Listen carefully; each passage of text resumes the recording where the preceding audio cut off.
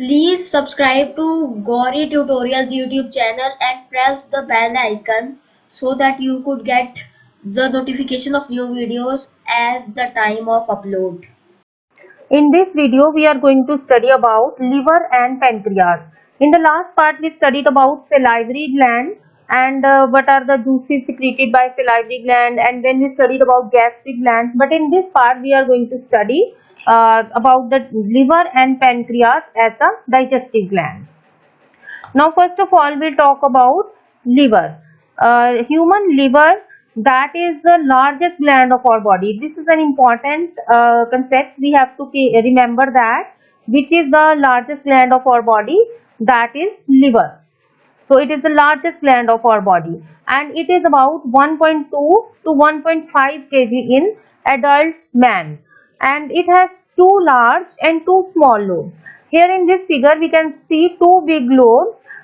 This one is the right lobe. This is bigger than that of the left lobe, and these are two lobes which are larger in size, and there are other small lobes. They are called as quadrate and caudate lobes. They are not visible here. We can see in this diagram that this is caudate lobe and this is quadrate lobe, and left lobe, this one, it is found here, and right one we can see here. So there are two large lobes, that is right lobe and the left lobe, and two small lobes, that is caudate lobe and quadrate lobe.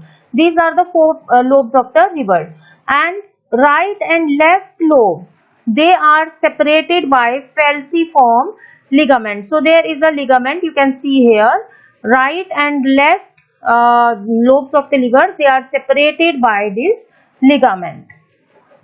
Now regarding the lobes in the liver, each liver lobe that is formed of hexagonal lobules. There are hexagon shaped lobules. Lobules are the parts of lobe. They are divided into small parts.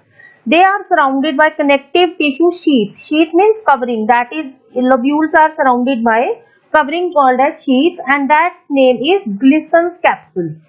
And each lobule, the hepatic word is also for liver. The lobules which are present in liver, they are called as hepatic lobules. They contain hepatic cells which are called as hepatocyte. You can see here there are hepatocytes. These are the hepatic cells. They are arranged in a cord-like manner, that is in a line they are arranged.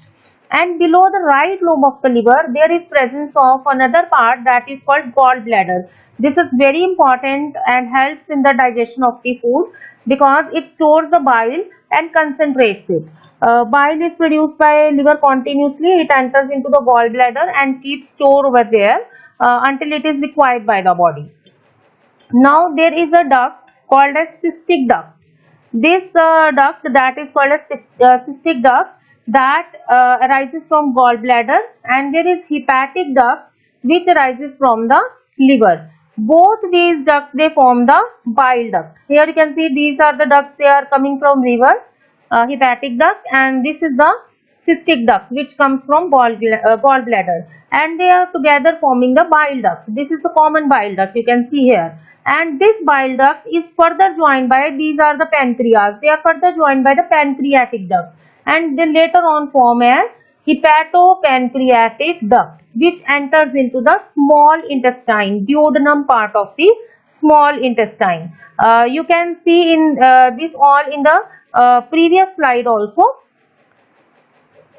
Like you can see here, this is gallbladder, these are the ducts from liver, and they are meeting here to form common bile duct. This is later on going to meet into the pancreatic duct, and they will form hepatopancreatic duct that will enter into the intestine through the duodenum part of the intestine.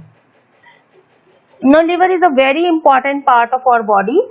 Regarding the functions of liver, it secretes bile juice. When we talk of its digestive function, it secretes bile juice which is very helpful in the digestion of food, especially in the digestion of fats. But here one point is important, it does not contain any enzyme. There is no enzyme in the bile juice. This you have to keep in your mind, that Juice does not contain any digestive enzyme. It does not release any enzyme which digests carbohydrates or fat, but it helps in the digestion of fats. Then liver, it regulates the level of sugar in the body. Now regulation means controlling the level of sugar in the body. There are two processes. One is glycogenesis genesis and second is glycogenolysis. Now glyco here refers to glycogen. Glycogen, like in the case of plants, sugar is stored in the form of starch, but in the case of animals, it is stored in the form of glycogen. So glycogenesis, genesis means generate, to form. Now liver forms glycogen from glucose by with the help of insulin hormone. So it will reduce the amount of glucose in the blood because glucose will be converted into glycogen and it will be stored in the liver. And on the other hand, if body needs more amount of glucose, it can break the glycogen. Glycogenolysis. Glycogen lysis means breakdown. So it helps in the breakdown of glycogen and converts the glycogen into glucose and releases it into the blood. This will raise the level of glucose in the blood. So liver regulates the level of sugar. Then liver also controls lipogenesis. Lipo is for lipid. Genesis is formation. So it helps in the formation of fats or lipids from proteins or carbohydrates if they are taken in excess. Then liver changes the excess and harmful amino acids into ammonia. Then the process is called as deamination.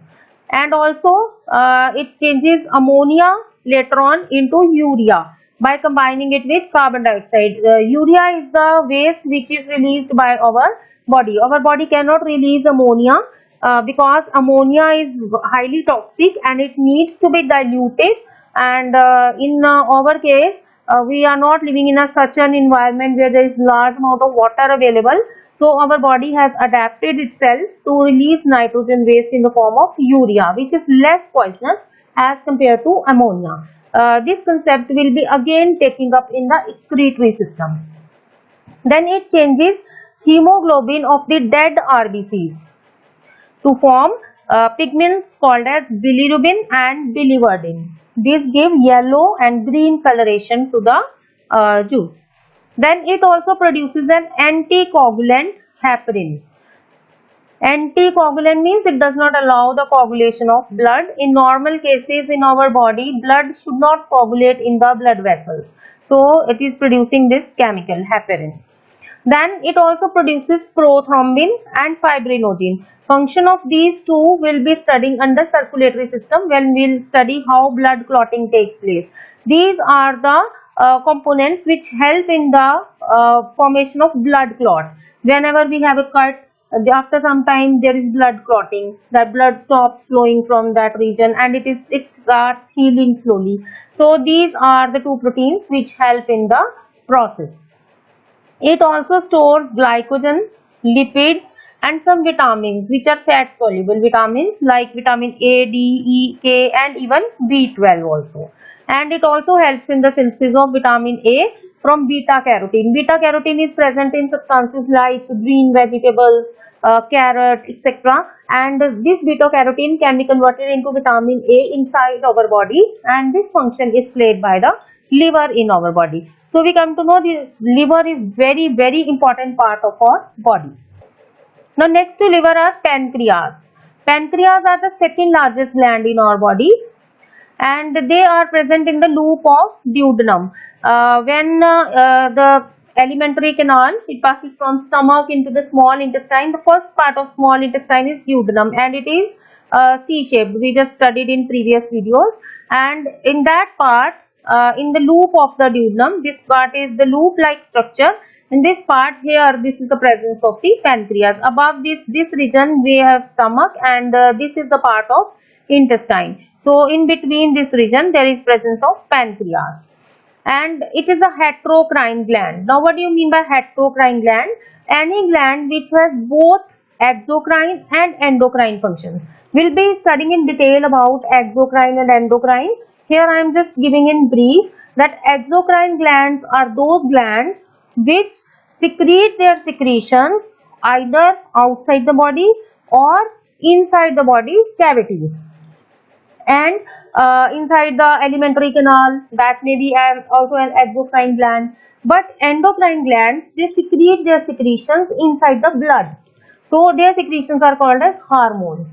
So pancreas are both acting as hormone gland which are secreting hormones, plus it is also acting as exocrine gland where it secretes its secretions into the alimentary canal, into the for the purpose of digestion of food.